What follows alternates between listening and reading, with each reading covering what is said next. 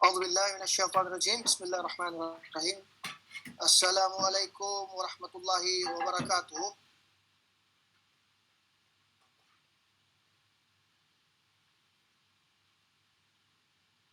Naririnig niyo po ba ako?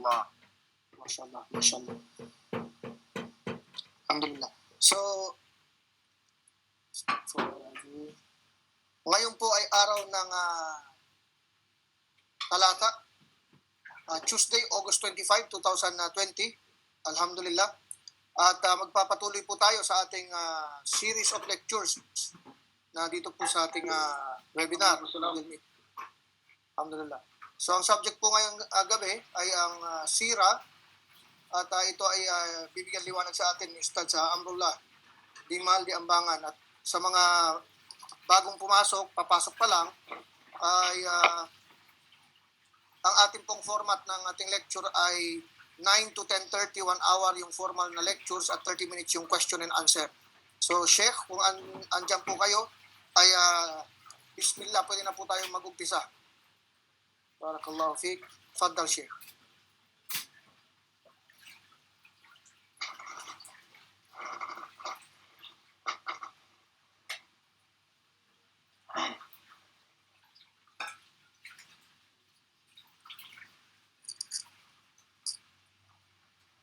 Bismillah. Andiyan na ba si Ustad sa Amrullah sa loob?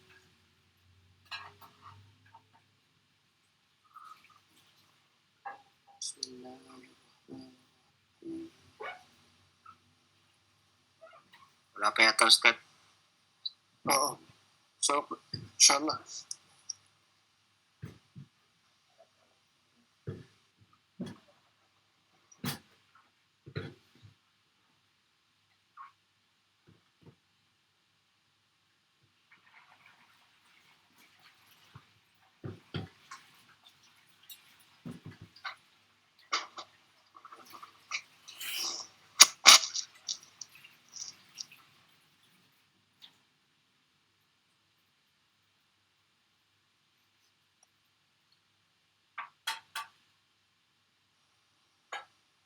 Subhanallah, ako mismo ay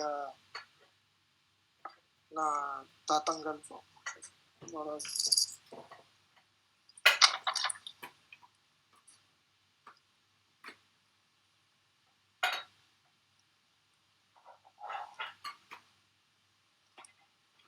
Si Ustad saya inaantay na natin at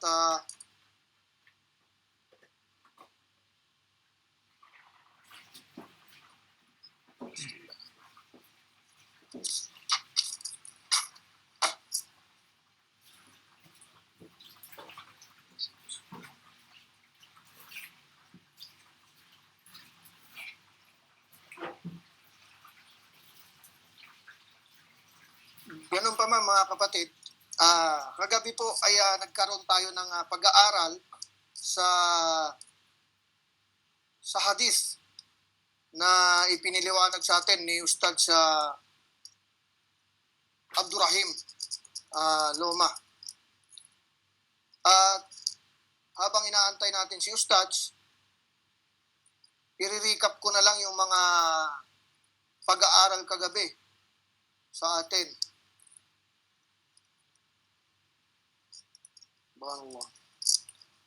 Ang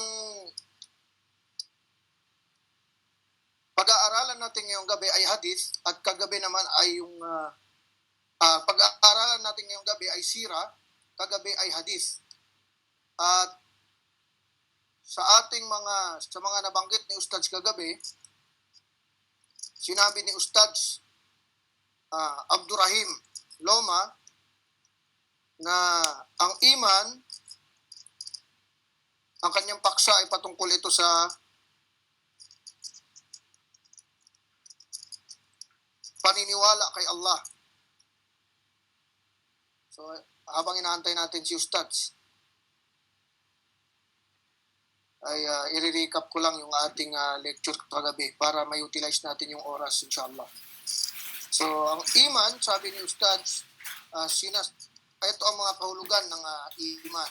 Sinasabi ng bibig o dinideklara. So, verbally declaration. at pinaniniwalaan ng puso. So ito yung iman. Sinasabi ng bibig, pinaniniwalaan ng puso, at handang kumilos ang ating katawan. Subhanallah. So napakaganda pong kumbaga batayan na para maintindihan natin ang ating ginagawang pag-iibada na mag-i-impact sa ating iman. So habang inaantay natin si Ustad, itutuloy-tuloy ko lang itong pag-recap muna ng mga lecture kagabi sa Hadith Arba'in an-Nawawi. Bismillahirrahmanirrahim. So, sinabi rin ni Ustad kagabi na hindi sapat na kilala lamang nating ang Diyos o si Allah. So, hindi sapat kung kilala lamang at kung wala itong pagdideklara sa puso, sa bibig, paniniwala sa puso, at walang pagkikilos ng katawan. Anyway, Ustads, kung andyan na po kayo, ay magparamdam lang po kayo at maaari na po tayong mag-umpisa sa ating sira subject, insyaAllah. Bismillah. So, ang paniniwala kay Allah ay may 4 na bagay. Ang una, siya ay nag-i-exist. Si Allah ay umiiral ng walang pagtanggi. So, ang Muslim, dapat paniwalaan niya ito unang-una para mapatunayan sa kanyang puso at isipan at yung iman niya ay magiging mabisa. Una, siya ay maniniwala ng Allah subhanahu wa ta'ala ay umiiral at nag-i-exist ng walang pagtanggi. Sa mga nandito na po sa loob, pwede nyo pong i-share ang link po natin. Pwede nyo pong iimbitahin yung mga kakilala nyo po. Inshallah. So yung una. Yung pangalawa ay paniniwala sa kaisahan niya sa pagka-Panginoon.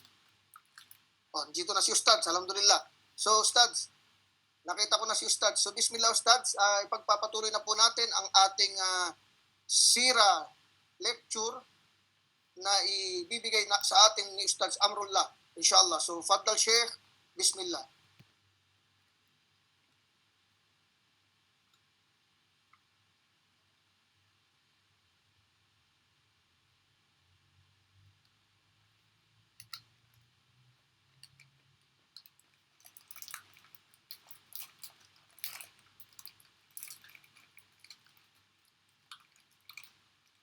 Nakamute yata si Ustad. Ustads, nakamute yata yung microphone mo. Oo. Ito, okay na? Alhamdulillah, Ustads. Malinaw na. Naririnig na? Alhamdulillah. Naririnig na, Ustads. Alhamdulillah. So, gusto ko sana pakinggan kung ano yung sinasabi mo kanina. Gusto ko rin matuto sa inyo bago natin simulan ang ating topic. Ano ba yung pinutol mo agad? Hindi ka man lang nagpaalam sa mga kapatid natin. Ano yun? Ganda ng topic mo. Bali, Ustads, yung habang wala pa po kayo, nirecap ko lang yung lecture kagabi na hadith ni Sheikh Abdurrahim Loma para ma-utilize yung oras. Okay. Oo. Mashallah. So, oo, para hindi sila, kumbaga tuloy-tuloy ma-maximize yung oras po, inshallah. So, alhamdulillah, andito na po kayo, at ipagpapatuloy na po natin ang ating subject na sira. At sigurado po ako makukulangan na naman ito ng oras.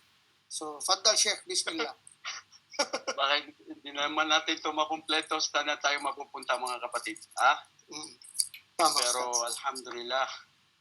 At una sa lahat, ang tunay na pagpapasalamat sa Allah subhanahu wa ta'ala ang siyang nagbigay sa atin ng oras para ibubul natin sa ating mga mabubuting gawain at nawa ang natitirang buhay natin dito sa mundo ay nawa ito ay lahat pagsamba at pagpuri sa tunay na tagapaglikha natin, ang Allah subhanahu wa ta'ala. Bago ang lahat mga kapatid, nung nakaraang linggo hindi pala tayo nagkatagpo-tagpo. Qadarallah wa masya'a fa'al. At inshallah, kung sino man yung may mabuting layunin na gusto niya talaga na makinig sa mga turo ng ating relihiyong Islam, pero hindi natin naisakatuparan o hindi natin nagawa anuman yung gustuhin natin, pero ang hangad natin ay ang gantimpala ng Allah, at kung tunay na dalisay ang ating mga puso, nakasulat na ito. Ipinasulat na ito ng ating tagapaglikha sa kanyang mga anghel na biyayaan at bigyan ng gantimpala ang mga taong yaon na hindi pa nila naisasagawa ang kanilang mga gawain, pero ang kanilang mga puso ay busilak na gusto nilang maganap yun, gusto nila gawin yun, pero hindi ipinahintulot ng Allah. Insyaallah makakamit natin ang gantimpala. Alhamdulillah. Allahumma amin. And you can only find this kind of deeds only in this religion, only in Islam. Alhamdulillahilladzi hadana lil Islam. Hindi ko man marinig. Okay, mga kapatid, ano yung sinasabi na hindi daw niya marinig? Pero sister, narinig ko yung sinabi mo na hindi mo marinig, pero narinig kita. Pero inshallah ito, naririnig yata lahat ng ating mga kapatiran at yung ating moderator. Bro, jazakallahu khairan. Ano lang kung okay na baba, pwede na tayo magsimula. Start natin kasi parang hindi daw naririnig ng mga iba.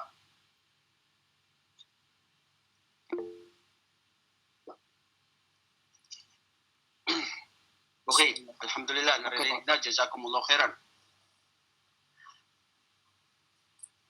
Alhamdulillah wassalatu wa afdalu salatu wa taslim ala sadiqil wa'dil amin Nabiyina Muhammad ibni Abdullah ibni Abdul Muttalib al-Qurashi.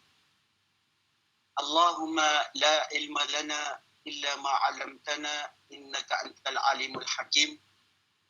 Allahumma 'allimna ma yanfa'una wanfa'na bima 'allamtana wazidna ilma. Allahumma ighfir lana dhunubana wa dhunuba aba'ana wa ummahatana wa li ikhwanina alladhina sabaquna bil iman. Lakal hamdu kullu wa lakash syukru kullu. وأسألك يا رب العالمين أن تغفر لنا وترحمنا وبارك لنا في هذا الاجتماع. اللهم أرنا الحق حقا وارزقنا اتباعه وأرنا الباطل باطلا وارزقنا اجتنابه وادخلنا مع عبادك الصالحين المخلصين. أما بعد، السلام عليكم ورحمة الله وبركاته. Waalaikumsalam warahmatullahi wabarakatuh. Mga kamahal naming kapatid sa Islam, alhamdulillah, purihin at luwalhatiin at dakilain natin ang Allah subhanahu wa ta'ala sa lahat ng mga biyaya na ipinagkaloob niya sa atin, ibinigay niya sa atin na tinatamasa natin dito sa mundong tayo ngayon ay namubuhay ng panandalian lamang. Alhamdulillah, ang tunay na pinakamalaking biyaya ng Allah subhanahu wa ta'ala sa bawat isa sa atin sa sangkatauhan na ito ay walang iba kundi ang kanyang pagbigay ng gabay sa atin, ang Islam. Mga kapatid, alhamdulillah, anuman ang nakikita natin dito sa mundo, marangya, mga palamuti na ating nakikita na tinatamasa natin, hindi ito magtatagal at hindi ito magbibigay ng pakinabang sa atin maliban na lamang kung sino yaong tunay na naniniwala sa kaisahan ng Allah, ang tunay na nag-iisang Diyos at sinunod ang mga utos ng kanyang propeta na si Muhammad alayhi afdalus salatu wassalam. Ang relihiyong ito na pinili ng Allah subhanahu wa ta'ala na siyang tunay na relihiyon na tatanggapin niya sa araw ng paghukom. At ang relihiyon na ito ay hindi kailanman niya pinabayaan na basta na lamang ito ay bigyan ng gabay ang kanyang mga alipin bagkus siya ay nagpadala ng mga propeta sa lahat ng mga sangkatauhan. Sa mga hindi pa ganap na mga Muslim o hindi pa naniniwala sa Islam, opo, ang ating relihiyon noong mga nauna pa mula kay Adan, ang unang propeta na si Noah, si Idris, si Ibrahim, at ang pagkasunod-sunod ng mga propetang ito, sila lahat ang kanilang turo ay Islam. Nagkakaiba nga ng mga lingwahe, nagkakaiba ng mga lugar, kultura at tradisyon, pero ang turo ng doktrina ng akida ay ito ay ang Islam. Ang sambahin ang Allah, ang tunay na nag-iisang Diyos, at gumawa ng kabutihan at ipagbawal o iwasan ang anumang uri ng mga tagut. Ang tagut, ito yung mga bagay o ito yung mga imahe o ito yung mga Diyos-Diyosan o mga bagay na nalilinlang ang isang tao na kanyang sinasamba o kanyang napapamahal kaysa sa tunay na tagapaglikha na ang kanyang Panginoong Allah subhanahu wa ta'ala.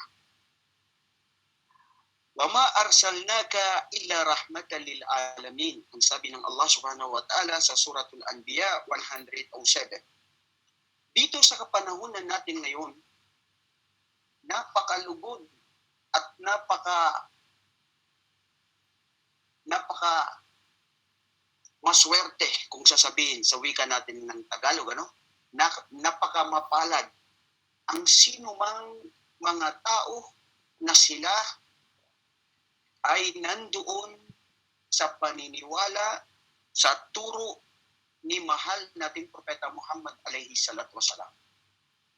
Dahil nabanggit natin nung una sa ating nakaraang talakayan, anumang uri ng mabuting gawain na isinasagawa ng bawat isa sa atin, hindi kailanman ito tatanggapin ng Allah.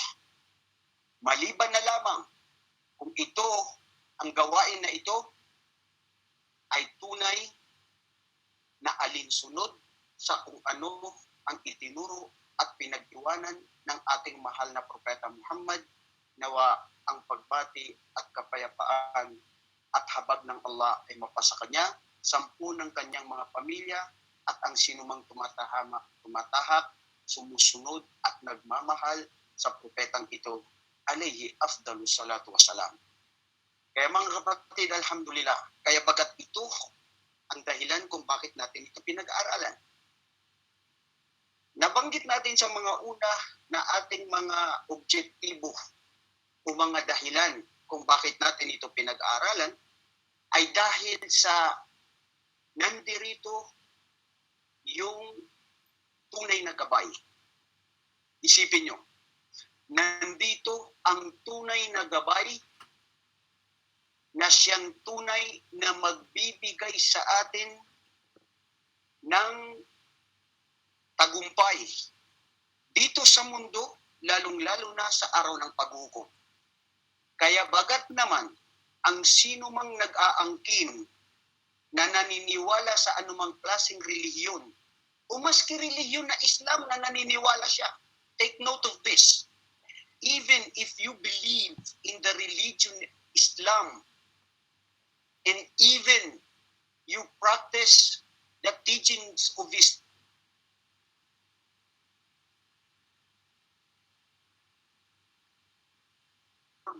to the teachings and what the Prophet Muhammad sallallahu alaihi wasallam has taught and brought to humanity during his time, until this time, until the end of the day, at until the end of the world, nothing will be accepted by Allah subhanahu wa ta'ala.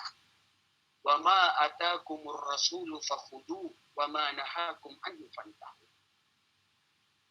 Anuman ang idinating, itinuro sa inyo ni Propeta Muhammad alayhi salatu wasalam, tanggapin ito, isabuhay ito, isakilos ito. Dahil dito nakasalalay ang alin? ang ating mga gawa, ang ating pagsamba sa Allah. Anuman ang kanyang ipinagbawal, anuman ang kanyang hindi ipinahintulot na gawin natin, ay kailangan din natin itong ipagbawal. Dahil, uulitin ko, nakasalalay ang ating mga mabubuting gawain, ang ating pagsamba sa Allah, maliban na lamang sa propetang ito, na siya ang pinakamamahal ng Allah subhanahu wa ta'ala sa lahat ng kanyang mga propeta. Wa khairul anbiya, khairun nas. Siya ang tunay na pinakadakila, malugod at mahal ng Allah sa lahat ng mga propeta. At pinakamabuti na nilalang na mahal ng Allah sa lahat ng tao dito sa balat ng lupa. Kasama pati ang mga jin, ang mga engkanto. Kaya mga kapatid, sino man ang tao sa atin na tunay na naniniwala sa Propeta Muhammad alayhi salatu wasalam at sinusunod niya ang tunay na mga turo nito, ang siyang tunay na kalulugdan ng Allah at tatanggapin ng Allah subhanahu wa ta'ala. Maraming mga verso, talata sa Quran ang patungkol dito mga kapatid sa pagsunod natin sa propeta sallallahu alaihi wasallam, na doon na lamang nakasalalay ang anumang ipinagkagustuhan o para ito ay tanggapin ng ating tagapaglikha ang ating mga gawain. Sabi ni Ibni Abbas dito sa talata na binasa natin sa Suratul Anbiya 107, "Wama arsalnaka illa rahmatan lil alamin."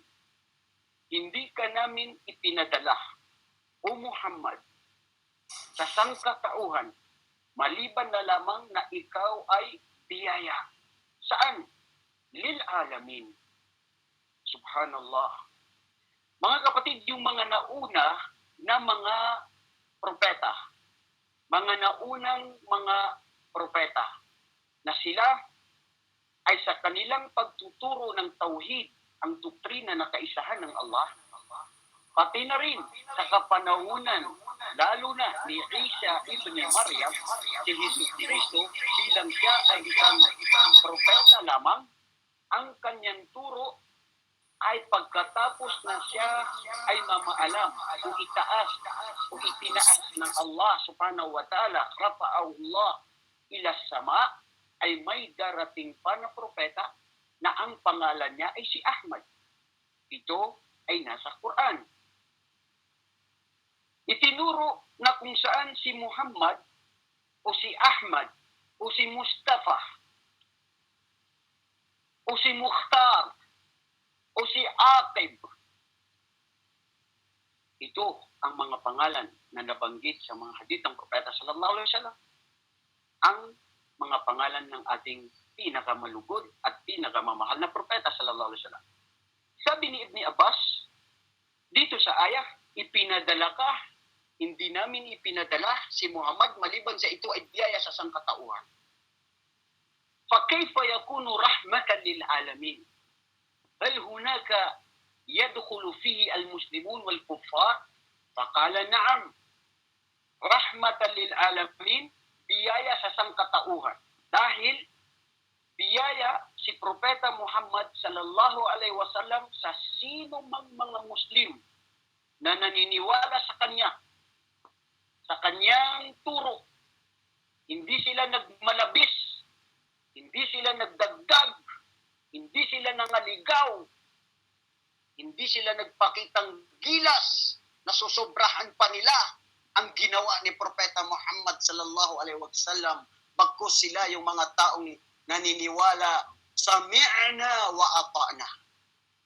Narinig namin, sinunod namin, pinaniwalaan namin, isinakilusin sinabuhay namin without any further question, because this is Islam, a total surrender and submission to the oneness of Allah and to follow His Prophet Muhammad sallallahu alaihi wasallam. Sabi niya, rahmah, Ito ay biyaya saan?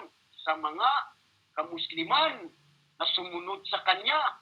Minahal siya si Propeta sallallahu alaihi wasallam dahil ang gantimpala ng sino mang naniniwala sa Allah at sa kanyang sugo ay maliban na lamang kung hindi ang paraiso ng Allah. Allahu Akbar. Allahumma adkhilna ma'a haula'il abrar, ma'a haula'il mukhlisin. Ya Allah, tanggapin kami. Saksihan ang puso't isipan namin na kami ay tunay na naniniwala kay Propeta Muhammad. Walang pagdududa sa kanya. Mahal namin siya, o Ya Allah, mahigit pa sa buhay namin, sa sarili namin, sa aming mga pamilya, anak, at ang aming mga asawa at mga magulang, dahil hindi magiging ganap ang pananampalataya ng isang Muslim kung hindi niya mamahalin si Propeta sallallahu alaihi wasallam na higit pa sa kanyang buhay, higit pa sa kanyang mga magulang, at sa sino man. Walinasi jami'an, ajma'in, bil itlaq. Kaya, ang mga Muslim na naniwala kay Muhammad, sinunod at hindi sila nagmalabis, isinabuhay ang buhay ni Muhammad sallallahu alaihi wasallam, ganun din ang gantimpala ng Allah sa kanila ay ang paraiso. Man ata ar-rasula faqad ata Allah. Ang sino mang sinunod niya si Muhammad ar-Rasul, katotohanan sinunod niya ang Allah. Kaya, mga kapatid, wala tayong masasabi na mag-iiba tayo ng mga dahilan para hindi natin sundin si Propeta Muhammad sallallahu alaihi wasallam. Ngunit dito ngayon ang problema. Ang bawat isa nagsasabi na sinusunod ko si Propeta. Sinusunod ko ang sunnah ni Propeta Muhammad sallallahu alaihi wasallam. Ngunit ang iba ay nagpapagawa, nagdadagdag ng mga gawain. Wa innama ahlaka man kana min qablikum al-ghulu'u fid din. Ang dahilan kung bakit naligaw, nagpariwara, sinunod ang pag-iisip, ang sariling kalaswaan, ang sariling pagnanasa sa pagsunod ng talino niya o pagsunod kay syaitan, ay sila yung mga taong tajawaza fi hadad din, lumagpas sa guhit. Nandyan na si Muhammad alayhi salatu wasalam. Nandyan siya. Isinulat niya, sinabi niya, isinakilos niya, isinabuhay niya, pinayagan niya, ipinaharam niya, ipinagbawal niya. Bakit pa tayo mag-iiba? Kaya, sabi dito ni Ibn Abbas, mga kapatid, subhanallah, ang mga sahaba, minsan sa kapanahunan ni Abu Hurairah radhiyallahu anha, radhiyallahu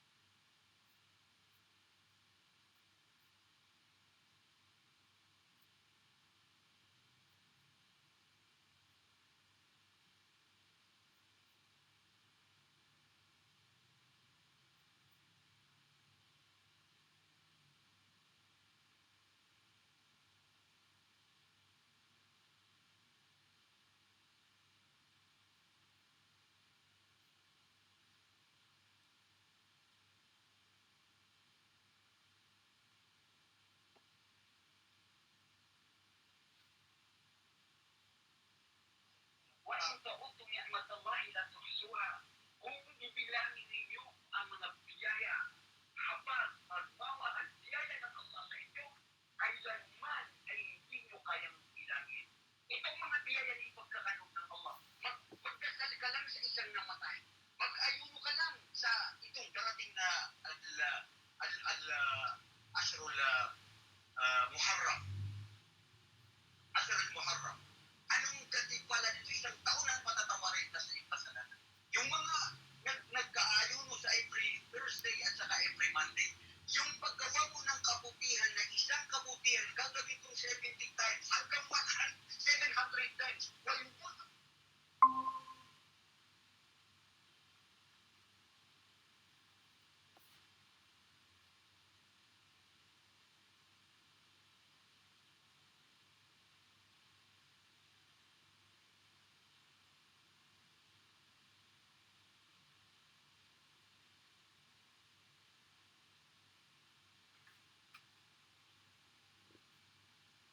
natin dito na kapitbahay ko, pag after ng Fajr, nakikita ko, sabi ko, bro, nandyan na naman yung isang bituin na paborito ko na lagi minsan katabi siya sa ulan. Anong bituin ito? Bituin ba yun o isang galaxy yun? Mga kapatid, ang mata natin nakikita niya ang pinakamalayo sa kalawakan. Ilang mga tao na hindi nakakakita hanggat sila ay namatay. Pero ikaw na nakakakita, pwede magbasa ng Quran, nakikita mo ang mga nilikha ng Allah subhanahu wa ta'ala para purihin at pasalamatan siya. Saan natin ginamit ang ating mga mata? Sige nga. Saan natin ginamit ang ating mga tainga? Sige nga. Tanong mo sa sarili mo, mga kapatid, ikaw na sasagot kung saan ginamit. At hindi na kailangan natin mag-post, hindi na natin kailangan anuman. Balil insan wa ala nafsihi basira. Dahil ang tao, alam niya ang sarili niya. Walang nakakaalam sa iyo. Magulang mo, asawa mo, kaibigan mo, ikaw, sarili mong nakakaalam. At batid ng Allah ang ginagawa mo. Balikan natin si Abu Hurairah, nung sabihin niya yun, nandun si Ibni Umar. Sabi niya, ya Abu Hurairah, sinabi pa yan ng propeta. Sabi ni Abu Hurairah, nang, sami'atu Rasulullah sallallahu alaihi wasallam annahu yaqulu hada, annahu man salla janasa lahu qiratan. Ako, ya Ibni Umar, magsasalita ako ng kasinungalingan kay propeta sallallahu alaihi wasallam. Samantalang si propeta sallallahu alaihi wasallam mismo nagsabi, man kadzaba alayya muta'ammidan falyatabawa maq'adahu minan nar. Ang sino mang siya ay magsalita patungkol sa akin ng kasinungalingan. Yung mga nagsasabi sinabi ng propeta na wala siyang dahilan, hindi niya alam kung totoong sinabi ni propeta dahil hindi nag-aral, hindi na naliksit. Ginamit niya ang pag-aaral niya sa makamundong bagay, pero nakalimutan niya ang kanyang reliyon. Nakalimutan niya si propeta sallallahu alaihi wasallam. Nasabantalang si propeta sallallahu alaihi wasallam ay doon nakasalalay ang ating mga mabuting gawain. At pinakamamahal niya tayo, ikaw mismo na ni propeta sallallahu alaihi wasallam, mahal na mahal ka niya. Saan mo ginamit ang pagmamahal mo sa propeta kung hindi mo pag-aralan ng kanyang talambuhay? Nung sabihin ito ni Ibni Umar, kasi si Ibni Umar, ang mga sahaba, subhanallah, katulad din natin ngayon. Sa dami ng kaalaman, sa dami ng mga nagtuturo ng Islam, kaya mga kapatid, ito ang pinapayo ko sa bawat isa sa atin. Kahit sinong tao na siya ay nagsasalita ng Islam, lalo na yung alam natin na sila ay pwedeng pagkakatiwalaan, makinig tayo. Maski ikaw ay sheikh, maski ikaw ay maalam, maski ikaw ay doktor, tapos siya ay isang hindi doktor. Dahil ang salita niya na pwede mayroong tawfik ang Allah, may salita siya na narinig mo na nung una pa, pero marahil sa papakinig mo ng pangalawang beses dito sa taong ito, dito, tagos sa puso mo mararamdaman. Lalong gagana ang pagmamahal mo at panunuri mo ng katotohanan at pagmamahal sa sarili niyo ito dahil sa patuloy na pakikinig ng turo ng Islam. Kung titignan natin ang Islam, ang sira ng propeta, ang hadith ng propeta, paulit-ulit lang yan eh. Hindi ba? Bakit? Lahat ba ng mga nagtuturo, nag-iiba-iba sila ng mga sinasabi? Wala. Maliban lamang kung sino yung nagliligaw, maliban na lamang kung saan niya pinagkukuha itong mga sinasabi niya. Pero kung tutuusin, ang Quran, isa lang. Lahat ng mga nagtuturo, lahat Quran. Lahat hadith ng propeta sallallahu alaihi wasallam. Pero bakit minsan, naririnig mo sa iba, parang tinamaan ka, parang naluluha ka, napapalapit ka, naiiyak ka. Samantalang narinig mo na nung una. Anong sinabi ng Allah? Fadhakkir fa inna dhikra tanfa'ul mu'minin. Magpaalaala. Ito pagpapaalala sa atin. Alam ko na nandyan kayo, maraming beses na kayo nag-aral ng sira, ng tafsir, ng mga hadith. Pero bakit tayo nandirito mga kapatid? Dahil mahal natin ang Allah. Mahal natin si Propeta Muhammad sallallahu alaihi wasallam. Dahil katotohanan ng kaalaman sa Islam, sa dami ng pakikinig mo, lalo kang napapalapit sa Allah. Lalo pang nagdagdagan ng iyong pananampalataya. Hada huwa. Falidhalik alayna, yambaghi alayna an natlubal ilma mustamirran, yawmiyan. Dahil ang kaalaman mga kapatid, sa turo ni Propeta Muhammad, sa Quran na ito, ang lahat ng mga ito, ay ito ang pagkain ng puso. At kung wala at hindi mo pinapakain ng puso mo, may sakit ang puso mo. Anong gagawin ng puso mo? Lahat ng makamuntong bagay, lahat ng mga utos ni Satanas, utos ng sarili, yun ang ginagawa. Dahil siya ay walang alam sa Islam. Mga kapatid, ang pagmamahal sa sira, ang pagmamahal sa mga pakikinig sa salita ng Allah, sa turo ni Propeta Muhammad alayhi salatu wasalam, ito, para gusto mo na maging malusog ang puso mo. Kung tayo minsan, bakit si bro, ang ganda-ganda, macho-macho, maganda yung katawan niya. Si sister, napaka-60, ang ganda tignan. Kumakain kaya yan ng mga magagandang pagkain. Malulusog na mga prutas. Yung mga bawal, ipinagpapawal niya. Subhanallah, nakakamangha.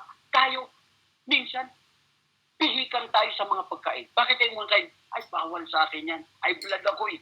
Ay, matamis, bro. Gusto ko kumain. Pero ang problema ko, mayroon akong diabetes, hindi ako makakain.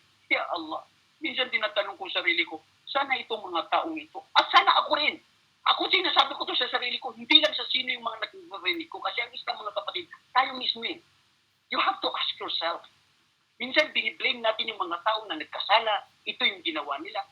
Ano kaya kung ikaw din ang subukan ng Allah sa ganung uri ng kasalanan na ginawa nila? Itanong mo sarili mo. Bago mo tignan ang bahid ng iba, unahin mo ang sarili mo. At yung mga pagsasabi nila na bawal sa akin yan, ayaw ko yan. Sabi ko, subhanallah, sana ganun tayo, na pag sinabi ng Allah at sinabi ng propeta na bawal, yan bawal din. Umiwas tayo. Yun ang totoo. At yun ang pagmamahal sa propeta sallallahu alaihi wasallam.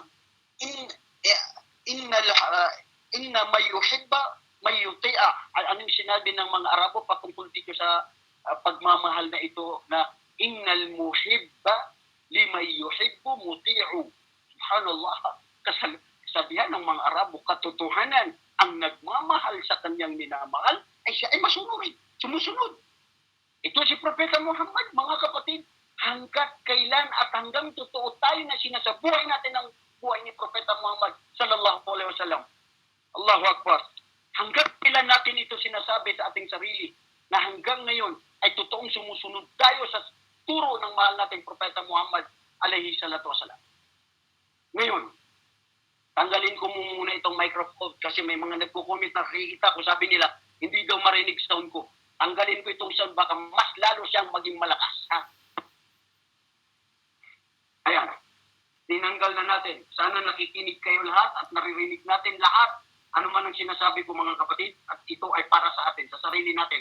While I am delivering, while I am telling you, sharing you about Islam, I am also sharing this to myself. Ya Allah, gawin mo na ito. Una, maisakilos ko ito sa sarili. Bago ang lahat, unahin natin ang sarili natin bago ang lahat. Balikan natin si Ibn Umar.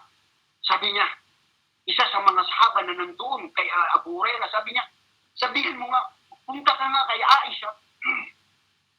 Lianna Aisha radhiyallahu anha, muhadditha, faqiha, asawa ni Propeta sallallahu alaihi wasallam. Sa murang edad niya, siya ang pinakamaraming hadith na memorize sa mga kababae. Matalino, may tunong, angking talino, wisdom. Kaya bagat naman ang mga kababaihan, pag may tinatanong sila, yan, diretso kay Aisha. Ang mga kalalakihan, katulad itong nangyari nito na si Ibn Umar. Sinutos niya ang isang sahaba, itanong yan kay Aisha, na totoo bang sinabi yan ni Propeta sallallahu alaihi wasallam. Dumating at tinanong kay Aisha. فحينئذ رجع إلى أبي هريرة وابن عمر فقال له إيه نعم. قالت عائشة رضي الله عنها أن رسول الله صلى الله عليه وسلم أنه قال من صلى هذا فله قردة. Subhanallah. Ang mga sahaba, ganun sila. Maski alam nila na maalam si Propeta sallallahu alaihi wasallam, maalam si Abu Hurairah, gusto nila maging tiyak hatta yatma'in al-qalb. Hindi pagdududa, pero para tunay na ito ay malaman ng katotohanan. Dahil si Ibni Umar parang hindi pa niya narinig yun sa buong buhay niya.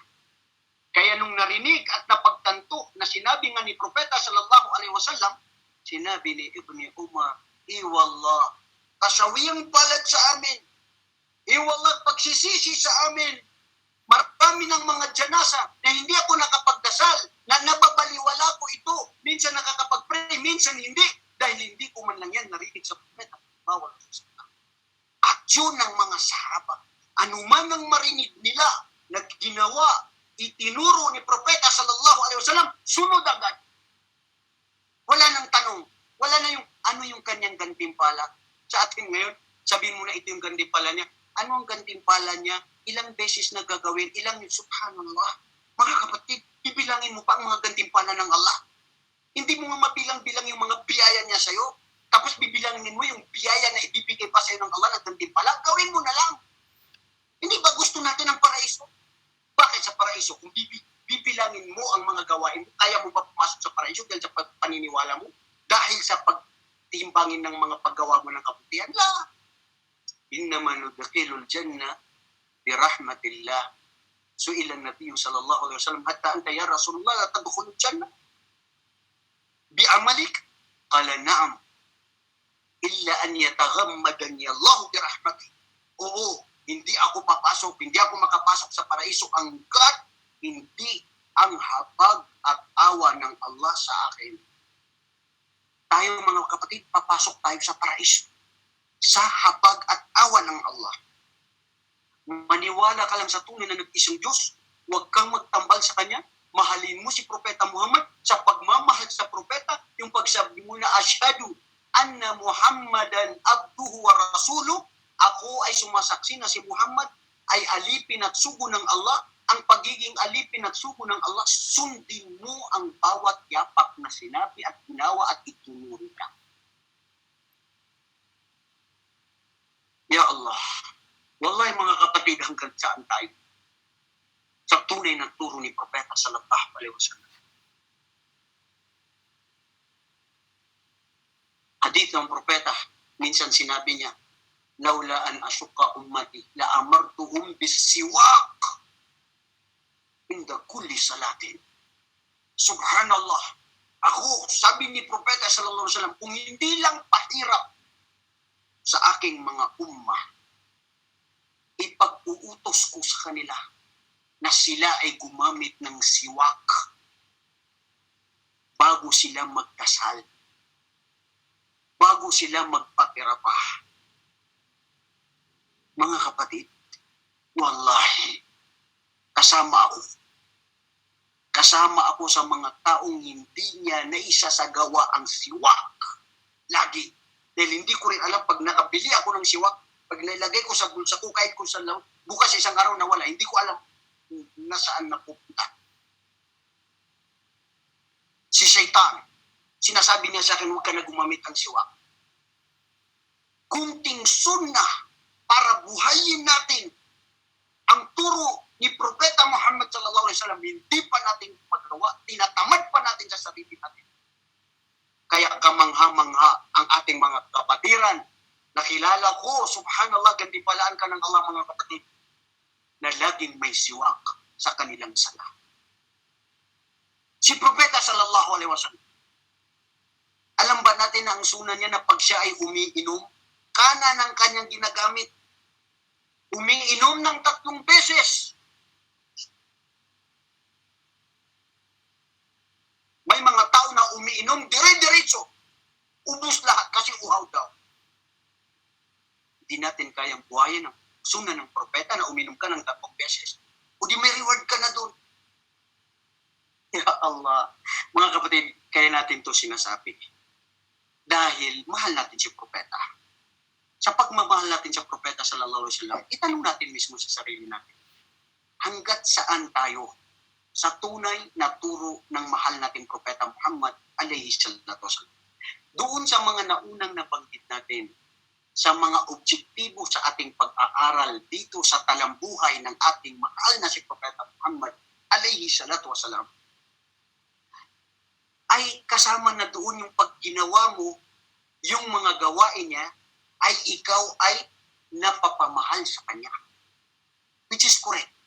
Kung bakit maraming tao na hindi nila mahal o hindi nila may sagawa ang anuman ng turo ni Propeta sallallahu alaihi wasallam ay dahil sa wala silang kaalaman. Wala silang iginugol na oras na magbasa patungkol kay Propeta Muhammad alaihi salatu wasallam. Kaya mga kapatid, si Propeta sallallahu alaihi wasallam dito kung saan siya lahat ng kanyang ginawa, lahat ng kanyang turo ay subhanallah.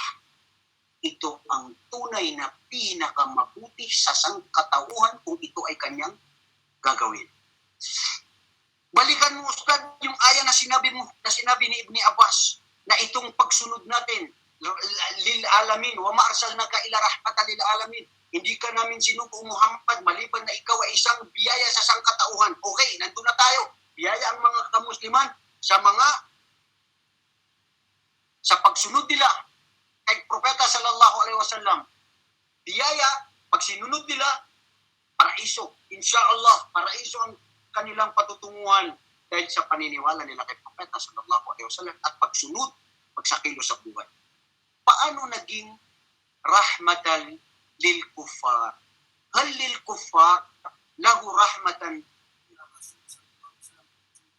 Fakala na'am. Mahuwa. Mga kapatid, ang biyaya ayon sabi ni Ibn Abbas ng Allah subhanahu wa ta'ala sa mga kuffar na hindi naniniwala o mga kuffar na nandyan na kung sino mang nakikinig, alhamdulillah tayo lahat dito ay mga Muslim, at kung sino ang hindi pa Muslim, para sa iyo to kabayan. Sa atong mga igala, kanisya, kung Bisaya, gyud ka, sabuti ni unsya gisulti ng among propeta sallallahu alaihi wasallam kapara gyud ni sa imo. Siya ay rahma, biyaya siya sa inyo dili lang sa mga Muslim. Kasi Propeta Muhammad sallallahu alaihi wasallam ay sugo dili sa sanlibutan, sa kalibutan tanan. Dili lang sa mga Muslim, tanan sa katauhan. Paano naging biyaya ang mga si Propeta Muhammad sa mga kufar? Kasi daw liyuajjila al-adab lil kufar yawm al-qiyamah wa la yu'adhibuhuna fid dunya. Subhanallah. Allahu Akbar. Ang ibig sabihin nun, mga kapatid, sa time ni Propeta Muhammad alayhi salatu wasalam, hanggang sa mga huling siyang katauhan na ito, ang narinig o naniwala, sa mga kufar ito, ay hindi nila tatamasain ang mga parusa na ipinarusa ng Allah subhanahu wa ta'ala sa mga naunang mga propeta ng 10 na kasama yung kanilang mga tauhan. Ang kanilang mga tao. Ang mga propeta ng mga nauna, dumating ang mga parusa ng Allah sa kanila. Pero ang mga propeta ay sila ay pinroteksyonan ng Allah. Hindi sila nakasama doon sa mga uri ng mga pagsubok o ang mga dahilan para sila ay sirain ang kanilang lugar. Tamasain nila ang galit at puot ng Allah bilang parusa sa kanila. Kaya itong mga umma ni Propeta Muhammad sallallahu alaihi wasallam at kasama ang mga kufar na hindi naniniwala dyan ay hindi rin sila tatamaan doon sa parusa. Dahil pagmamahal yun ng Allah kay Propeta sallallahu alaihi wasallam. Wa ma kana Allahu mu'adhibahum wa anta fihim ya Rasulullah. O Muhammad, hindi kailanman ang Allah ay magpaparusa sa kanila na ikaw ay nandiyan sa kanila. Ito yung pagmamahal ng Allah sa kanyang Propeta Muhammad sallallahu alaihi wasallam. Pero dito tayo mag-ingat. Ang mga taong suwaid na hindi naniwala kay Propeta Muhammad at tumalikod ng katotohanan, parusa dito sa mundo, hindi nyo rito naranasan doon sa araw ng paghukom maranasan. Ang mga tumalikod, nagpasinungaling at hindi naniwala kay Propeta sallallahu alaihi wasallam. Kaya kung ako ay kufar, astaghfirullah wa li'udu billah, kung ako alimbawa hindi naniniwala sa Propeta ngayon, kay Muhammad, saliksikin ko. Ang daming naisulat ng mga muarrikhin, ang mga manunulat patungkol sa kay Propeta sallallahu alaihi wasallam na sila ay mga kufar.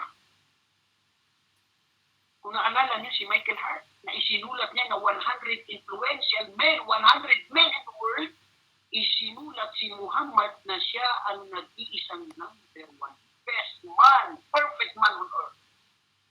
Si Jesus Christ na pinapaniwalaan niyang Diyos, wala, hindi nakasama sa top 1.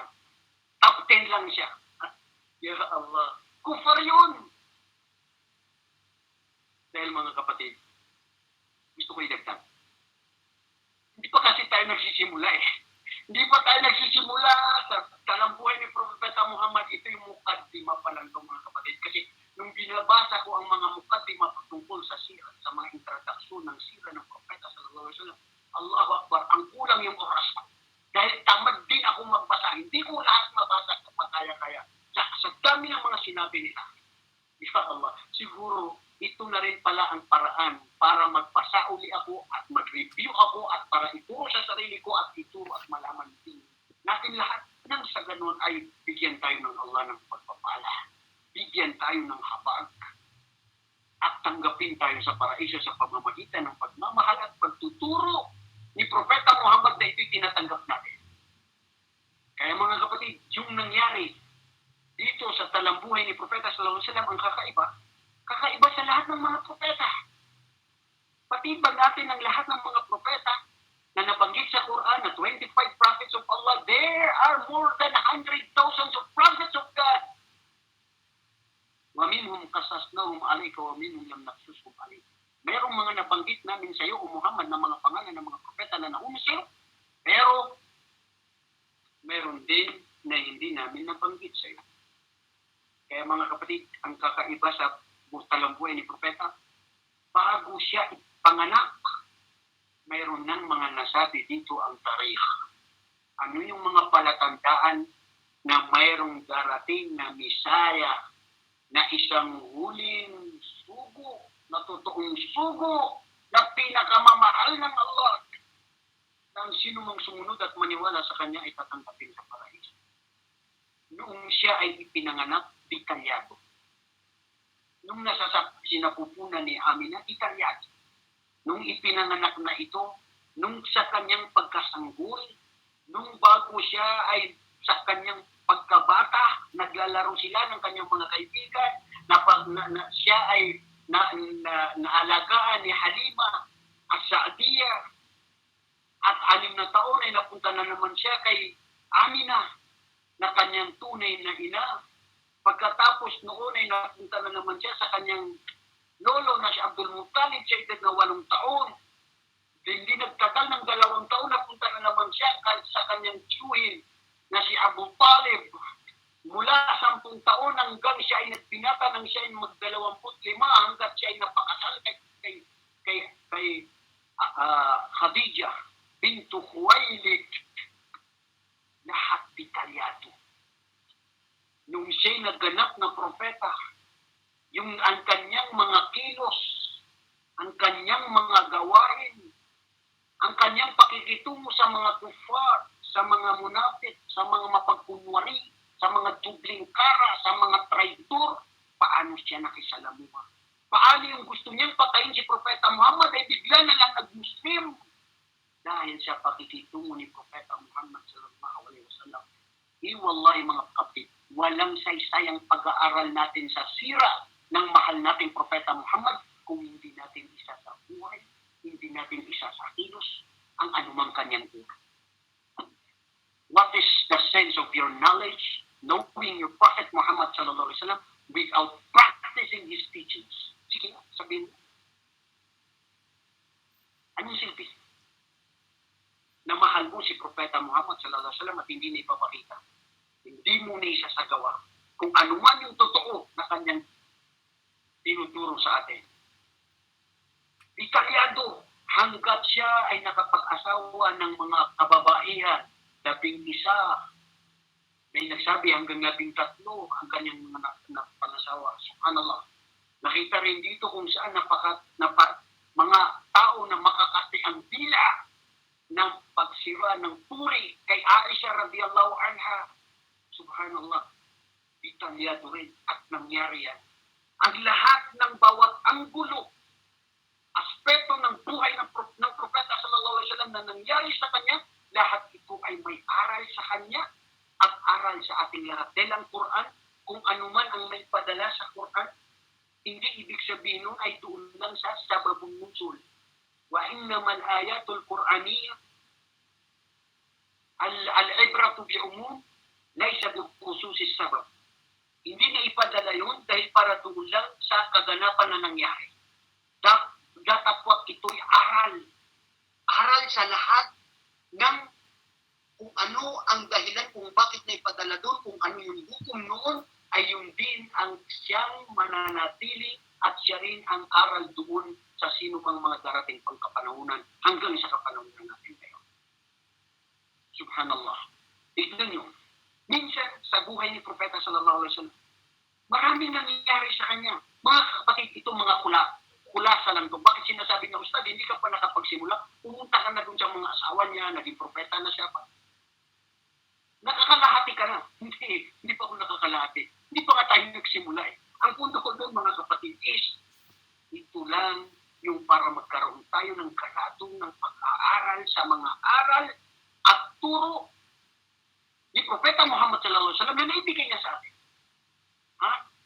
Minsan, huwag natin isipin na anuman ang mga paninira ng mga mapagkunwari, ng mga kalaban ng Islam, ng mga naninira sa mga kamusliman at kay Propeta sallallahu alaihi wasallam, ay ito ay lahat na ito ay mali. O lahat na ito ay kasawiang palad sa atin. O di kaya lahat ito ay kaparusahan sa atin. O lugi tayo. Hindi. Hindi natin alam sa bandang huli. Darating ang panahon na kung saan yung dumating na pagsubok na yun na paninira at Propeta Muhammad sallallahu alaihi wasallam at paninira sa Islam, ay ito ay aral na para na lamang dumarami ang pumapasok sa Islam. Hindi niyo ba batid? Ang Islam ngayon is one of the most misunderstood religion, one of the most abused term, Islam in itself, the Muslims, and why still there are thousands, millions of people are coming to Islam. They embrace Islam. Bakit mga kapatid? Kasi sa Allah yan eh. Relihiyon niya ng Allah. Nanaisin niya kung sino ang kanyang nanaisin na gabayan. At ililigaw niya kung sino mang gusto niyang iligaw. Nasa kapasyahan niya yan. Anuman ang planuhin nila, anuman ang gustuhin nila para siraan ang Islam, patayin ang mga kamusliman, mananatili ang ang kagustuhan ng Allah na itinalaga niya na pagpag kahit isang katauhan na ito na 50,000 taon ay tapos na, nakasulat na ang kaganapan ng mangyayari. Ang tanong, nasaan tayo sa pagsasagawa at pagsasakilos at pagsasabuhay ng Islam at sa pagtuturo at sa pagpapalaganap ng ating reliyon? Sige nga. Ang Islam, mga kapatid, mananatili ito. Hindi nyo ba alam? Yuriduna liyutfi'u nurallah wallahu mutimmu nurihi walau karihal kafir. Gusto nila puksain ang ilaw ng Islam para ito ay samrano na at mapunggir. Mawala yung suga sa Bisaya. Para mawala ang suga, madilim. Hindi nila kaya. Allah mutim. Allah will firm, steadfast, and protect this religion until the end of the day. Until time comes na makikita natin ng mga tao. Mga kapatid, kung mananatili ang Islam, kung ito ay napakabuti sa atin ng Islam, kung ito ay napakamalaking biyaya sa atin sa Islam, nasaan tayo sa mga biyaya? Nasaan tayo sa pagsasakilot at pagsasagawa at pagtuturo ng Islam? وَمَنْ أَحْسَنُ قَوْلًا مِمَّنْ دَعَا إِلَى اللَّهِ وَعَمِلَ صَالِحًا وَقَالَ إِنَّنِي مِنَ الْمُسْلِمِينَ. Walang pinakamabuting salita. Ano pa ang salita na o-opera na pinakamabuti, marangal at dakila sa Allah dito sa sanlibutan maliban na lamang kung sino yung nagtuturo, nagpapahayag ng Islam, nagbabasa ng Quran, magsama ako mong tibay-tibay min buyutillah. Ito tayo na nandito. Hindi ko kayo kilala. Hindi tayo nagkakakilala. Ang mga iba dyan, subhanallah men, kung mga ito nagiginig sa ating mga kapatid, karamihan dito sa Middle East, kasi ngayon sa Pilipinas, alas 3 na. Hindi ko alam kung meron pang naninunod dyan sa Pilipinas. Masyado, kalugdan ng Allah kung meron mga nanonood. Pati dyan ngayon sa Pilipinas.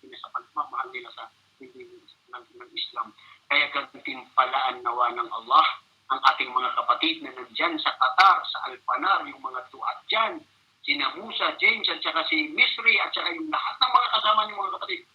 Sorry, hindi ko na magbanggit ang yung mga pangalan ng Allah na lang ang bigay ng biyaya at katimpala sa inyo. Mga kapatid, habang may buhay, habang may lakas, habang may oras, samantalahin natin ang pagsagawa ng kabutihan at pagsasabuhay at pag-aaral sa talambuhay ni Propeta Muhammad alayhi salatu wassalam. Dahil dito natin tunay na mararanasan, mararamdaman ang kapinatagan, katiwasayan at ang tamis ng pananampalataya kung isa sa buhay talaga natin ang Islam. Mga kapatid, titignan natin ang Islam kanino? Kay Propeta Muhammad sallallahu alaihi wasallam. Li'annahu qudwah, dahil siya ang ehemplo, dahil siya ang dapat tularan. Ang mga ustad, ang mga skolar, tinitingala, pinapakinggan, sinusunod sa mga anumang salita nila. Pero kung nagkakamali sila, aulang sila, marupok, mahina, ang Allah ang bahala doon. Dahil lahat tayo may paglilitis. Tignan natin anong turo nila, kung anong salita nila. May mga kasabihan ng mga Arabo, la tanduru man qal, wandur maqal. Huwag mo tignan kung sino yung nagsasalita. Kasi kung sino yung magsasalita, na may nakita ka, may narinig ka na bahid niya, na hindi maganda, pero napakagaling niya magsalita, hindi mo napakinggan. Kasi sabi mo, may dumis naman yan, salita ng salita, hindi naman totoo. Pero ang problema mga kapatid, ang tignan mo kung ano yung sinasabi niya. Dahil maaaring sinasabi niya ay maaaring magbago sa buhay, mapalapit sa Allah, mapalapit sa ating mahal na Propeta Muhammad alayhi salatu wasalam.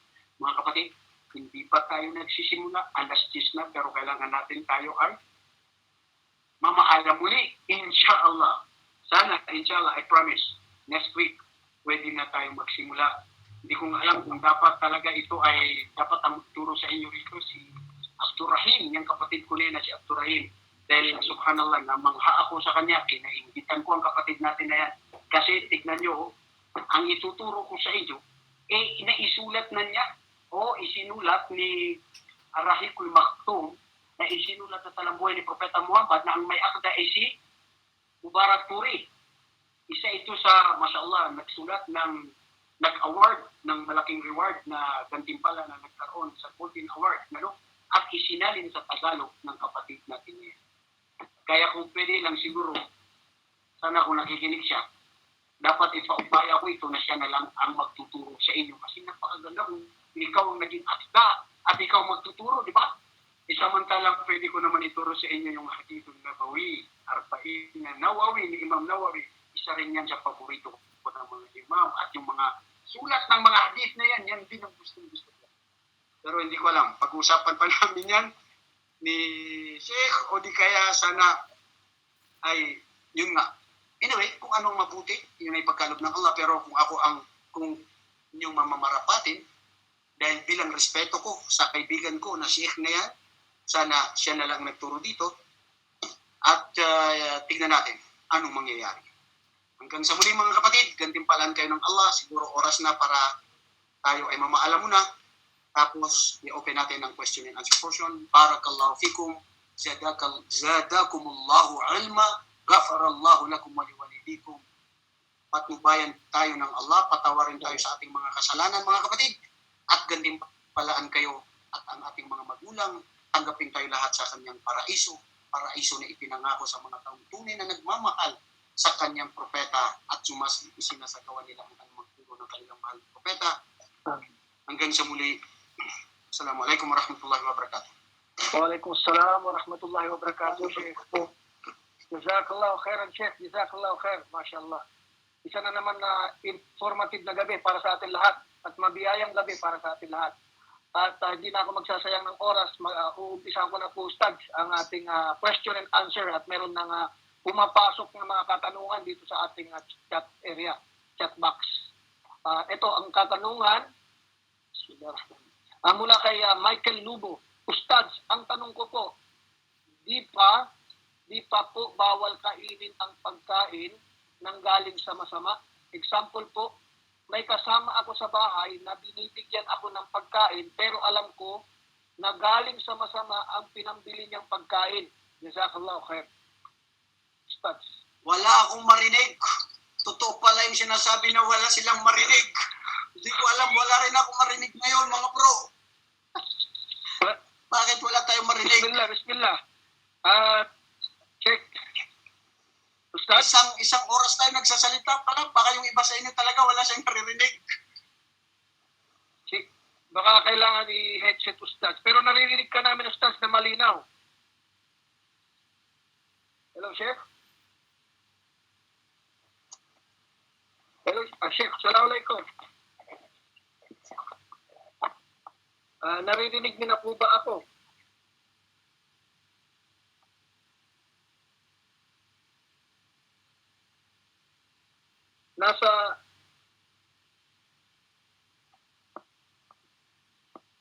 Sheikh, naririnig niyo po kami? Wala yun ko marinig sa inyo. Lugi pala kayo. Wala kayong naririnig sa akin. Ako rin wala akong marinig sa inyo ngayon. Subhanallah, sana na-record yun. Paano kaya? Paano natin marinig kayo? Nagkakarinigan kayo Naririnig ka namin, Sheikh, at parang sa inyong site po ang hindi yung hindi na open ang mic or something, ang speaker niyo po. Pa-check po ako ng speaker niyo, Ustaz. Naririnig nyo. Mashallah, barakallahu fikum. Naririnig nyo. Pero ako ngayon, naririnig ko kayo. Wala napakaliit lang. Ito, Ustaz. Internet. Okay naman yung internet natin, ba?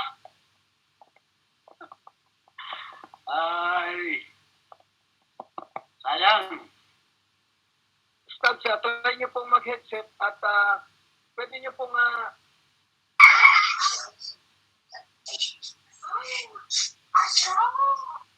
pong mabasa na yung katanungan po natin na nasa ating chat group. Chat box dito po sa ating webinar.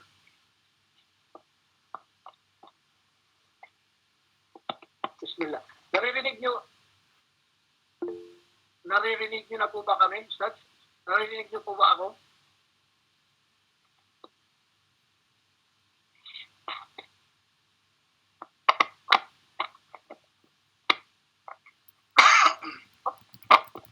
Naririnig ka namin, Ustaz, na malinaw kanina. Naririnig ka namin.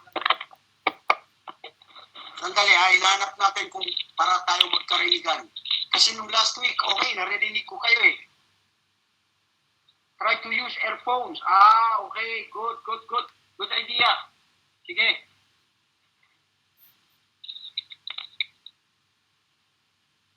Hello, Assalamualaikum. Waalaikumsalam. Ayan. Subhanallah. Ayan, narinig ko na kayo. Maraming biyaya ng Allah yung nagsabi sa brother natin, use your earphone. Ito, yan. Sheikh Abdurrahim Luma, okay na, nagkakarinigan na tayo ngayon. Alhamdulillah. Barakallahu fika, Sheikh. Ayan, sige. Ustaz, magpupusit na po ako agad sa ating question and answer.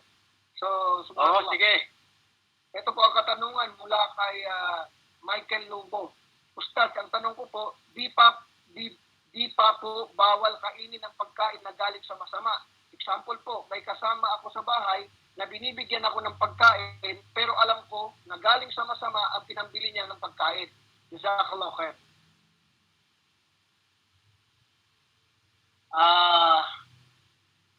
Mas'alatul khilafiyah, may mga pantas na sumagot sa ganyang mga tanong na may nagsabi na pwede, may nagsabi na hindi. Yung dalil na nagsabi na ito ay pwede, si Propeta sallallahu alaihi wasallam sa kanyang kapanahunan, may nagbigay sa kanya ng Hudyo ng regalo. Okay, regalo, maaaring pagkain, at tinanggap ito ng propeta. Ang mga ulama na nagsabi na pwede, ay yun ang kanilang dalil. Ang dalil nila doon ay, alam ni Propeta Muhammad sallallahu alaihi wasallam na ang mga Hudyo ay mayroon silang mga gawain na ang kanilang negosyo ay riba. Yung interest. So haram yun, di ba? Pero sa pamamagitan nun, tinanggap pa rin ni Propeta sallallahu alaihi wasallam dahil ipinapakita niya ng Islam ay mayroon tayong maximum tolerance. Maximum tolerance in the sense na doon lang sa tama, na hindi lagpas sa relihiyon at hindi tayo maging extreme at hindi masira o malayo tayo sa akida. Yung mga nagsasabi naman na ito ay hindi pwede, Inna Allah la yakbalu illa bitayyib. Ang Allah ay wala siyang tatanggapin maliban sa ito ay malinis, dalisay at totoo na galing sa halal. Pero mga kapatid, subhanallah, kaya marami ding nagsasabi na sa kapanahunan natin ngayon, yung isang sheikh, pinag-usapan namin yan, sheikh, yung sa bangko ngayon, yung mga bangko natin ngayon, Al-Raji Bank, Riyadh Bank, Qatar National Bank, ano ba ito? Diba mayroong mga percentage din na ito, may mga ribawi. Ang sabi niya, sa kapanahunan natin ngayon, saan tayo pupunta na bangko na wala silang interest? Okay, dito sa Saudi Arabia, meron naririnig na Al-Rajhi Bank. Meron man o wala, kunti lang, whatever.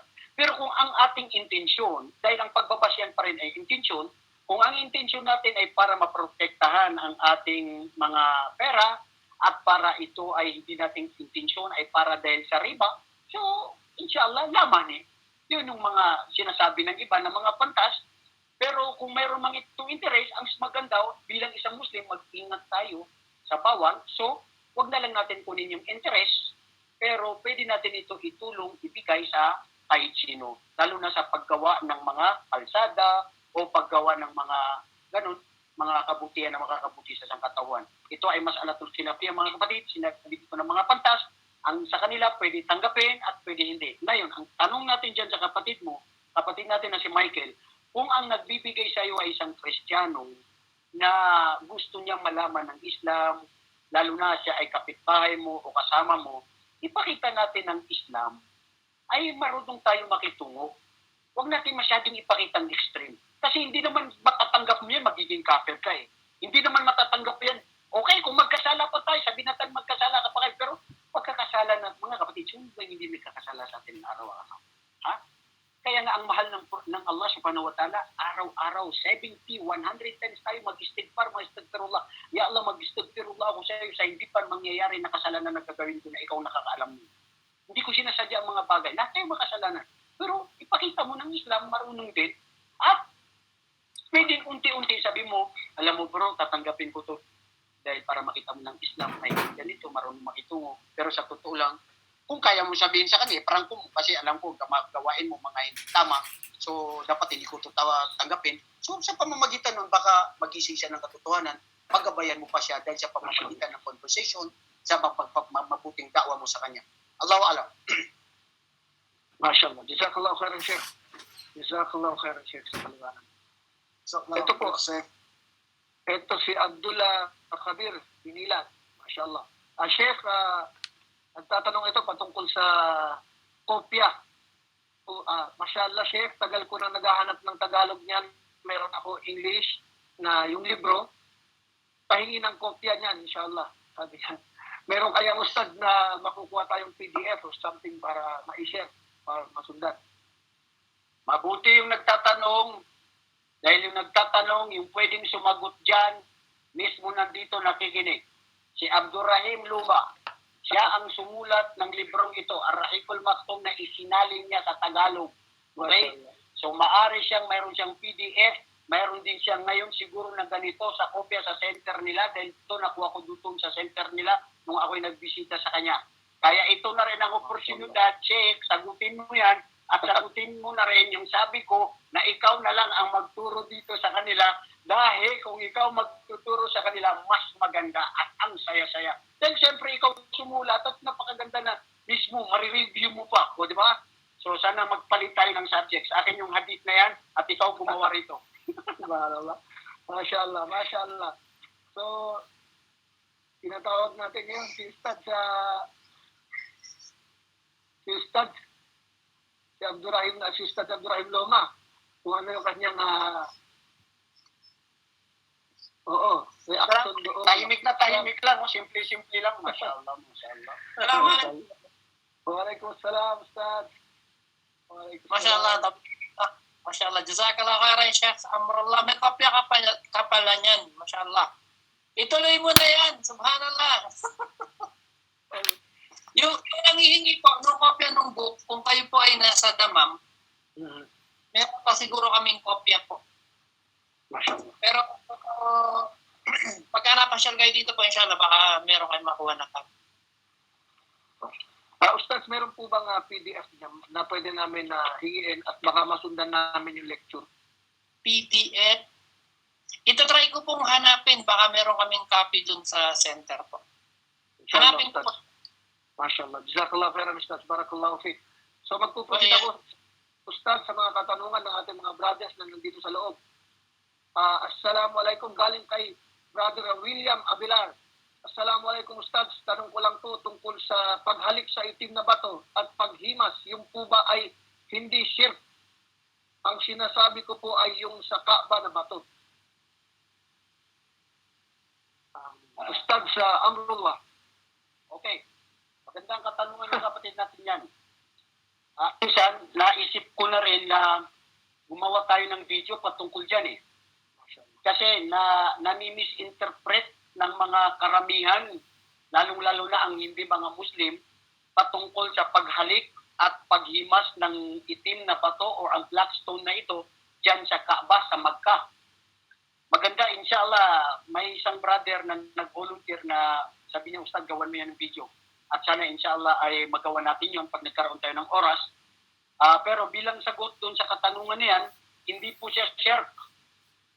Kasi ang sinasabi nating shirk ay ang pagtatambal o paniniwala o pananalig sa ibang mga imahe, mga ibang nilikha, maging propeta, anghel, o mga bato, o mga ibang nilalang dito sa sangkatauhan na iniahambing mo o pinapaniwalaan mo na makapangyarihan o isang Diyos din o kinatatakutan mo rin o naghihiling ka sa Kanya o nagsusumamo ka sa Kanya o natatakot ka sa Kanya. Yun ang sinasabing shirk. Kaya ang sagot doon, hindi siya shirk. Okay? Kasi yung paghimas ng bato at paghalik niyan ay hindi ka naghihiling sa bato na biyayaan ako. Hindi ka rin umahalik sa bato na para sabihin na biyayaan ako. Hindi katulad ng mga ibang relihiyon na hinahawakan nila yung mga bato na yan, na mga ibang mga Nazareno na maitim na nilalagyan ng mga tuwalya lahat, tapos sinasabi nila manganganak ako at magagaling ako. Yun yung shirk. Pero dyan sa mga kamusliman na yan, kung yun din ang kanilang paniniwala na maghimas at maglagay ng mga anumang bagay sa kanilang panyo or ano na magbibigay tulong sa kanila o makagagawa sa kanila ng kabutihan, nagkamali sila at yun ang shirk sa isang Muslim. Kung yun ang gagawin mo. Pero batid ko, ang mga karamihan ng mga Muslim, ginagawa nila lang yan dahil sa pagsunod kay Propeta sallallahu alaihi wasallam.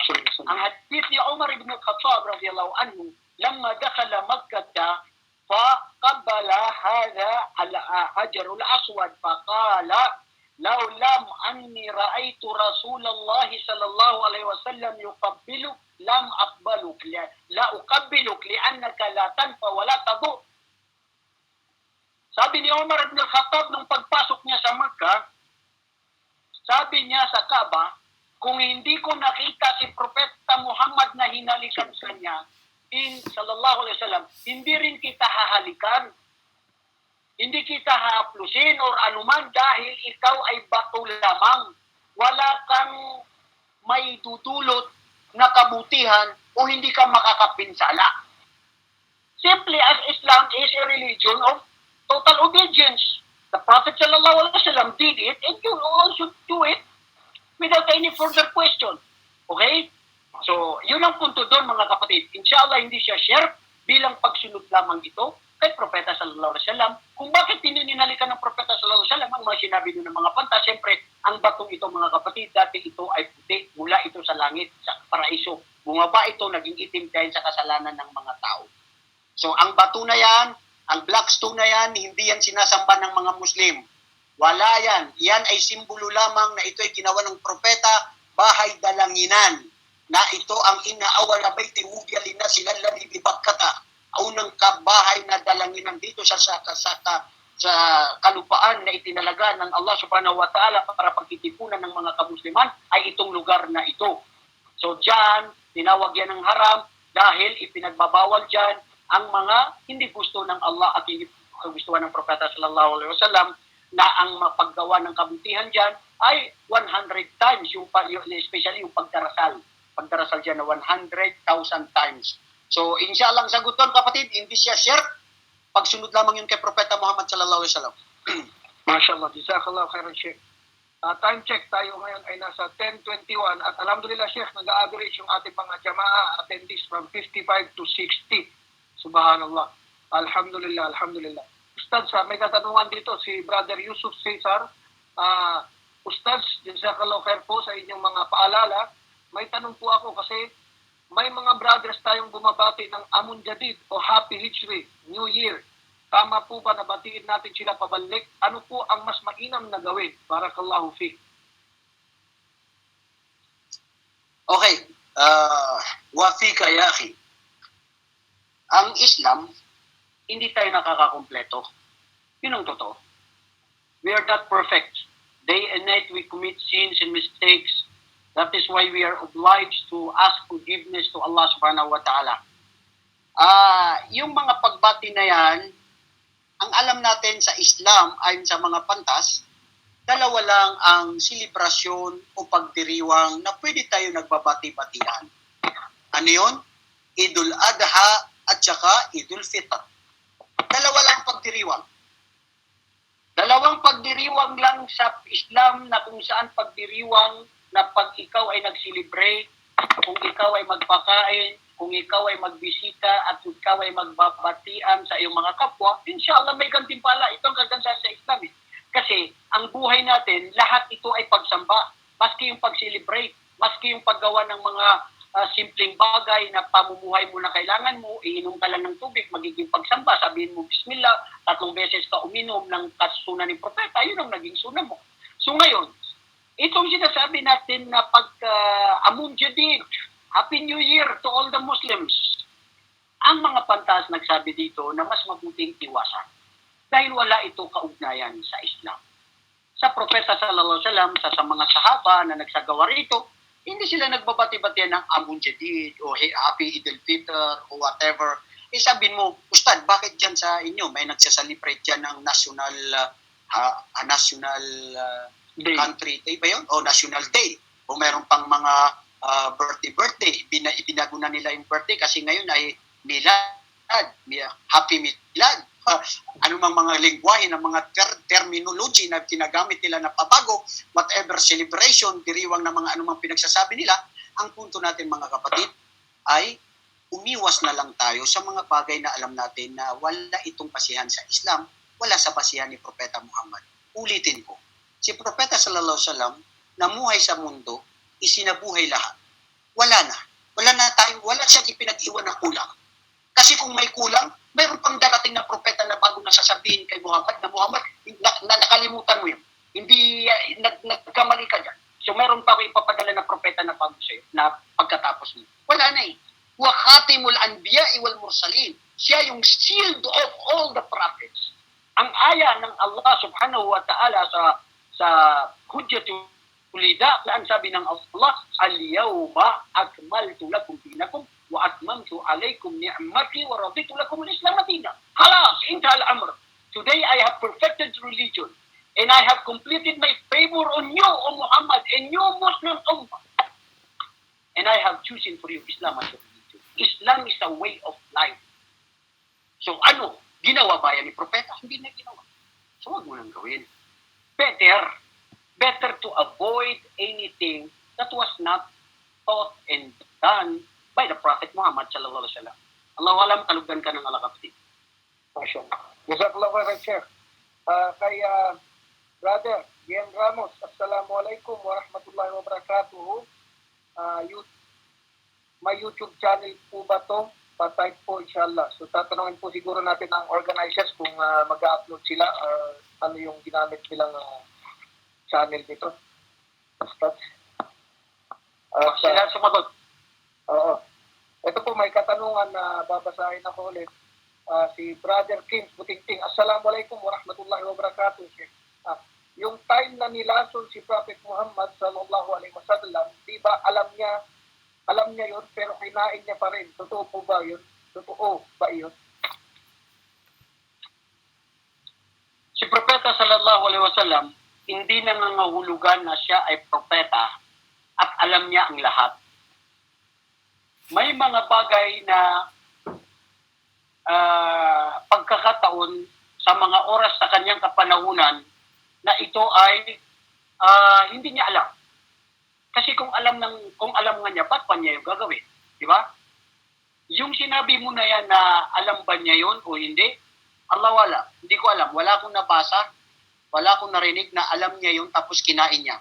Kasi ang alam ko, ang isang tao o si Propeta sallallahu alaihi wasallam, maaaring narinig mo yan o mayroong man nagsabi dyan, correctionan lang ako ng kapatid natin na mga masyayikh na nandito ngayon, katulad ni Abdurrahim at sino pang mga nandyan mga kapatid natin, kung ano may dagdag nila. Kasi kung makakapahamak yun sa propeta, ba't niya gagawin? Okay? Si propeta ay katulad nating tao, makakalimutin, nagkakamali, pero hindi nagkakasala ang mga propeta. Katulad na lang nung nagkamali siya, nung dumating sa kanya si Abdullah ibn Maktum, isang bulag, matanda, nasabi niya kay Propeta Muhammad kung bakit bumaba ang abasa wa tawalla, na priority ni Propeta Muhammad ang mga ashraful Quraysh at napag-iwanan itong matanda para magturuan siya ng Islam.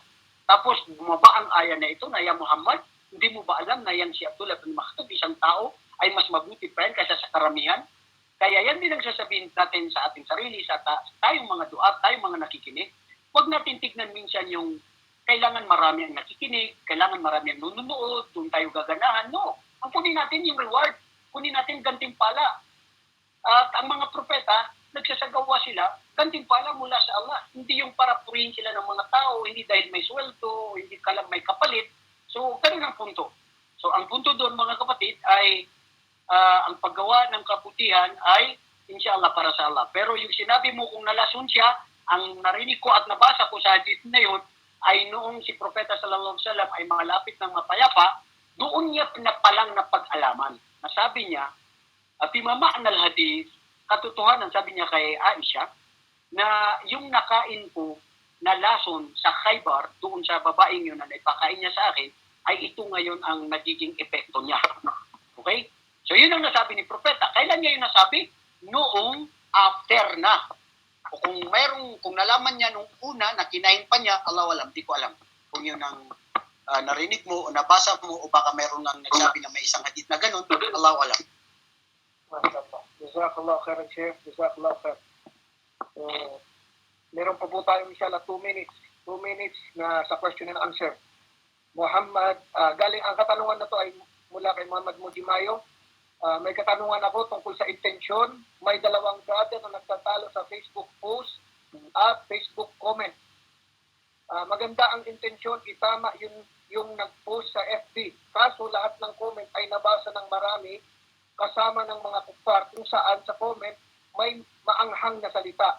Ang labas po, parehong Muslim nagtatalo sa comment sa Facebook. Tungkol saan daw nagsimula ang kaguluhan sa Quran o Biblia. Nakalink din sa pagsabog sa Cotabato. Ang sabi kasi sa comment ng isa, basta daw may Muslim community ay din nagsisimula ang kaguluhan. So, parang hinihingi siguro ang inyong comment dito, Ustad, sa mga Muslim na nagkakaroon ng pagtatalo sa loob ng social media. Ano po yung inyong ma-advise? Okay.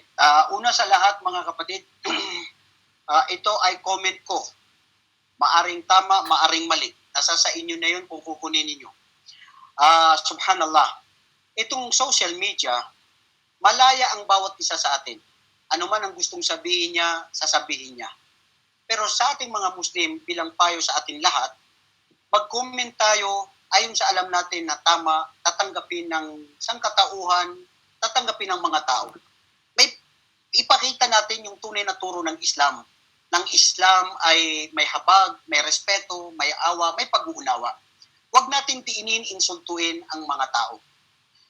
Kung sa panginginsulto, hindi na yan pabago.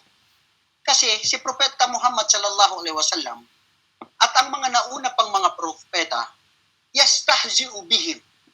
Sila yung mga unang mga nabiktima na sila ay maliitin, insultuhin sa pagtuturo ng kabutihan. So ang atin lang, ipabatid, ituro sa mga tao na may hikma kung paano ito isinagawa ni propeta. Dahil sa pamamagitan noon, sa hikma na yon, ay maaari sila ay mabigyan ng linaw o baka sila ay bigyan ng gabay ng Allah subhanahu wa ta'ala dahil napakita natin yung magandang pakikitungo sa kanila. Kasi kung pang-iinsulto lamang o pag-aaway, walang pupuntahan yan. Talagang puot at galit, lalo na nandiyan si Satanas na pinag-aaway-away niya ang mga tao. Pangalawa, dun sa sinabi na ang mga kamusliman dyan nagsisimula yung mga gulo, sana yung kapatid na yon ay nakikinig. In fairness, bakit ba nagkakagulo? Kami ba o tayo ba ang mga Muslim ang naggugulo? O may nagpapasimula o nagpapasimuno ng gulo na ito? Okay mga kapatid? So dapat tignan natin. Huwag lang natin tignan yung one side. Both sides tignan natin. Kung baga ang mga Muslim, tinuturuan sila na dapat sila ay maging matahimik, maging mapayapa.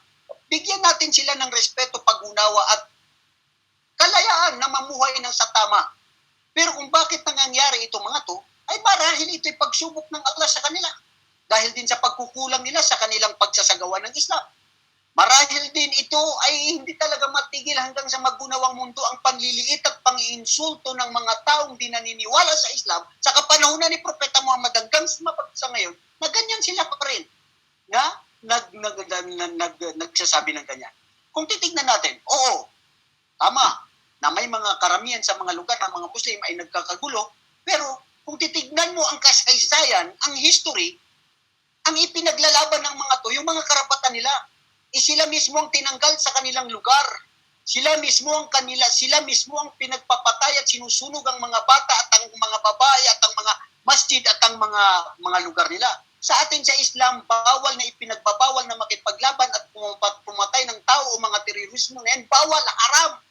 Pero siguro dahil wala na rin magawa ang mga ito, dahil sa kakulangan din ng kaalaman o dahil sa mga hugot ng puno ng dibdib ng sama ng loob na nangyayari sa kanila na hindi na rin mapigilan, nangyayari ang mga ito. Pero kung titignan natin, let us be fair. Na tignan natin yung kasaysayan, history.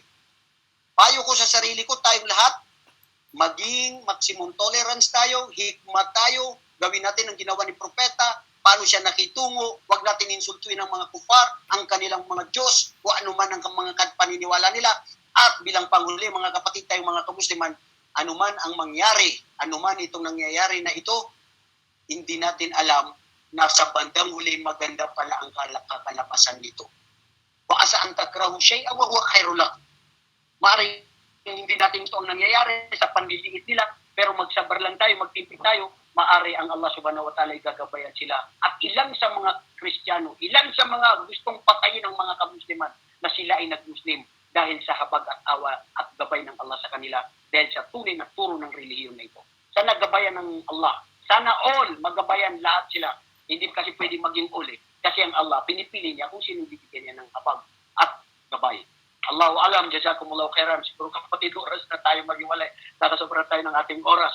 Alhamdulillah, Ustaz. Alhamdulillah. Jazakallahu khairan. Jazakallahu khairan. Alhamdulillah. At naabot na naman ang ating oras ngayong gabi.